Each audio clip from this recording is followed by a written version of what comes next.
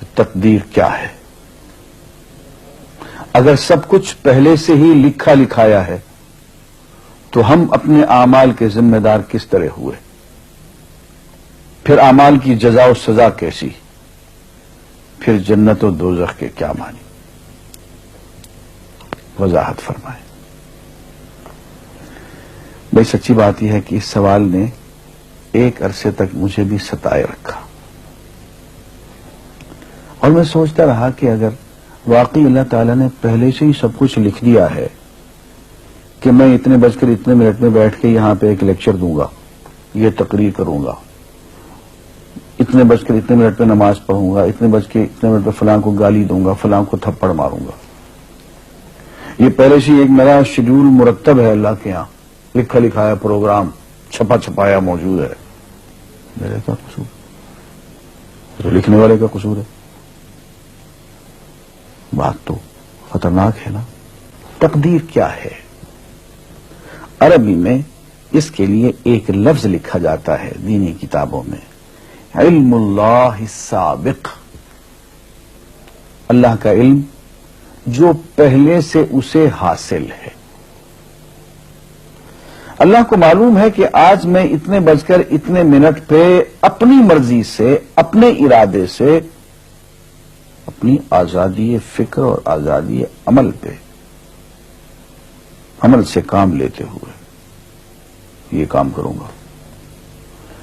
اب بھائی کام تو میں اپنی مرضی سے کر رہا ہوں، اپنی آزادی سے، اپنے ارادے سے کر رہا ہوں، لیکن اتنی سی بات تو مانو کہ اللہ تعالیٰ علام الغیوب ہے، علیم بذات الصدور ہے. مجھے اپنے بارے میں پتہ نہیں ہے کہ کل 10:10 پہ میں کیا کروں گا، اس کو پتا ہے.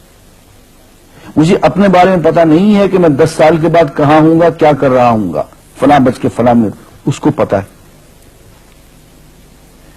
اس کو میرے آزادانہ، خود مختارانہ، فری ول کے ساتھ کیے ہوئے اعمال کا پتہ ہے کہ میں اپنی مرضی سے، اپنے فری ول کے ساتھ، اپنے ارادے سے اتنے بج کر اتنے منٹ پہ کیا کروں گا. یہ اس نے اپنے ہاں لکھ رکھا ہے، اس لیے کہ اس کو پوری کائنات کا نظام چلانا ہے. اس کا علم جو ہے وہ صحیح ہے، لیکن اس کا علم میرے ارادے سے نہیں ٹکراتا ہے. یہ بات میں ایک مثال سے سمجھاؤں گا. میرے ساتھ ایک واقعہ پیش ہو گیا، اس دن مجھے تقدیر سمجھ میں آ گئی کہ ہوتی کیا ہے. 1971 کی بات ہے کہ یہاں اکاؤنٹنٹ جنرل آفس میں میں ڈپٹی اکاؤنٹنٹ جنرل تھا. اس زمانے میں ایک مشہور نجومی تھا شیخ صادق، یہاں قلعہ گزر سنگھ میں رہتا تھا. وہ پتہ نہیں بیچارہ زندہ ہے یا فوت ہو گیا. انہوں نے دروازہ کھولا، میرے کمرے میں آ گیا.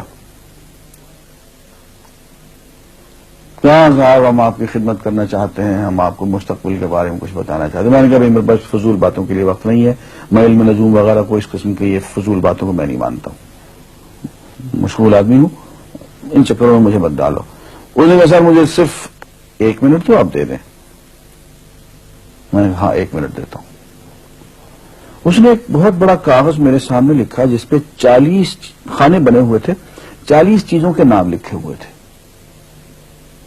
مختلف چیزوں کے نام، کتاب، قلم، اینک، کاپی، دوات، پینسل، میز، بادل، برکھا، مسجد، مندر، ایسے ہی ایٹ رینڈم چیزوں کے نام، 40 چیزوں کے نام لکھے ہوئے تھے. مجھے کہنے صاحب آپ ان میں سے کسی ایک چیز پہ انگلی رکھ دیں یا اس کا نام آپ اس کاغذ پہ لکھ دیں. اور مجھے یہ کہتے کہتے اس نے ایک پیس آف پیپر میری میز سے اٹھایا اور اس پہ کچھ لکھا اور اس کو یوں الٹا کے رکھ دیا. میں نے کہا تم نے یہ کیا کیا؟ کہنے لگے جی میں نے وہ چیز لکھ دی ہے، وہ نام جو ابھی آپ لکھیں گے. تو اب میں پریشان ہو گیا. تماشے کی بات ہے نا کہ جو چیز میں سوچ سوچ کے اپنے ارادے سے، اپنی مرضی سے ابھی لکھوں گا، اس نے پہلے سے لکھے وہاں رکھ چھوڑ دیے میرے سامنے. اب میں سوچ میں پڑ گیا کہ یار وہ چیز لکھوں جو اس نے نہ لکھی ہو. کبھی میں اس کا ارادہ کروں، کبھی اس کا ارادہ کروں، تنگ آ کے آخر میں نے کسی ایک چیز کو لکھ دیا. میری یہ ہے. اس نے جب وہ الٹایا تو وہ وہی چیز نکلی. اب پتہ نہیں یہ کیا چکر تھا اس کا، خدا ہی جانے. کوئی اس کا علم ہوگا، کوئی فن ہوگا, کوئی تک بازی ہوگی, تک بندی ہوگی کوئی. لیکن اس دن مجھے پتا چلا کہ یار اس کو جو کچھ میں نے لکھا ہے اپنے ارادے سے لکھا ہے, اپنی مرضی سے لکھا ہے, اس سے پابند ہو کے نہیں لکھا. کبھی اس میں انگلی لگاتا تھا, کبھی اس پہ, آخر چن کے ایک لکھا میں نے. لیکن اس کمبخت کو پہلے سے پتا تھا کہ میں کیا لکھنے والا ہوں, اور اس نے پہلے سے وہاں لکھ کے رکھا ہوا تھا.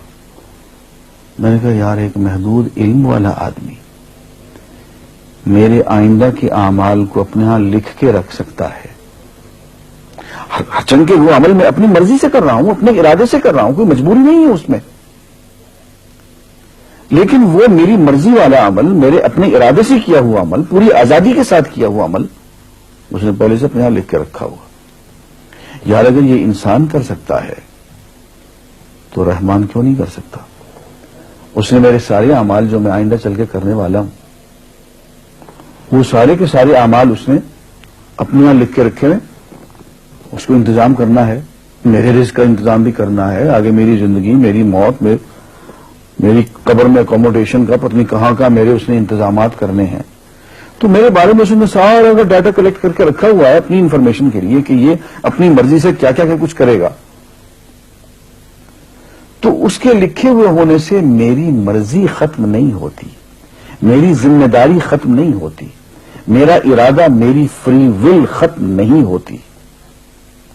یہی وجہ ہے کہ ہم جو اعمال کرتے ہیں اس میں سے اللہ تعالیٰ اس کی کچھ ذمہ داری ہم پہ ضرور ہوتی ہے. کچھ کام اللہ تعالیٰ کا ایک نظام ہے, اس میں شاید ہماری ذمہ داری نہ ہو, وہاں جبر ہو, لیکن کچھ اعمال ایسے ہیں جن میں خالصتاً ہمیں آزادی حاصل ہے, ہمیں اختیار حاصل ہے, ہم ان کے ذمہ دار ہیں, ہمیں ان پہ جزا ملے گی, ہمیں ان پہ سزا ملے گی, اللہ تعالیٰ بچائے. اور جزا ملے گی تو جنت ہوگی, سزا ملے گی تو دوزخ ہوگی. لیکن آزادی عمل اور ارادہ ضرور ہے. یہ الگ بات ہے کہ اللہ تعالیٰ کو پہلے سے ہی معلوم ہے کہ ہم اپنے ارادے سے اور اپنی آزادی اور اپنی مرضی سے ہم آج اور کل اور پرسوں اور سال بھر کے بعد اور 10-20 سال کے بعد ہم کیا کیا کریں گے اس کے ہاں لکھا ہوا ہے. وَعِندَهُ عِلْمُ الْكِتَابِ, اس کے ہاں وہ سب کچھ لکھا ہوا ہے. لیکن ہم جو کرتے ہیں اپنے ارادے سے کرتے ہیں اور اس کے ذمہ دار ہیں. وآخر دعوانا الحمدللہ رب العالمین.